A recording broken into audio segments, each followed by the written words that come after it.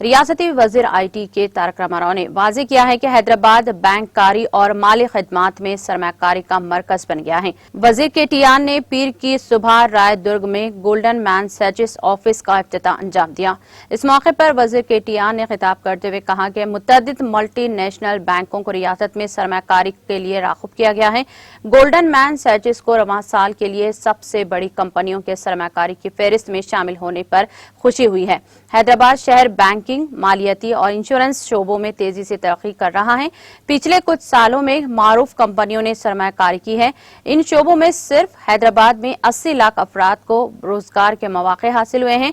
انہوں نے کہا کہ تلنگانہ ریاست نے کووڈ کی صورتحال کے باوجود سرمایہ کاری کی طرف توجہ مرکوز کی ہے۔ انہوں نے کہا کہ کمپنیوں کی توجہ صرف حیدرآباد تک ہی نہیں بلکہ پوری ریاست تک ہے۔ ہم ریاست میں سرمایہ کاری راغب کرنے کے لیے اپنی کوششیں جاری رکھے ہوئے ہیں۔ مقررہ وقت میں مزید سرمایہ کاری کا اعلان کیا جائے گا۔ گولڈن مین سیچس کو حیدرآباد میں خوش آمد کہتے ہوئے مجھے خوشی اور فخر ہو رہی ہے۔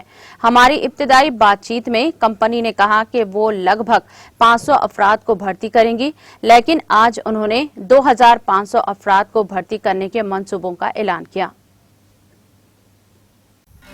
ناظرین، ہمارے ٹی ٹی وی نیوز کو سبسکرائب کریے، بیل آئیکن کو پریس کریے، شیئر کریے اور لائک کرنا نہ بھولیں۔ اور کسی ایڈورٹائزمنٹ سے متعلق جانکاری کے لیے ہمارے اس نمبر پر کانٹیکٹ کیجیے۔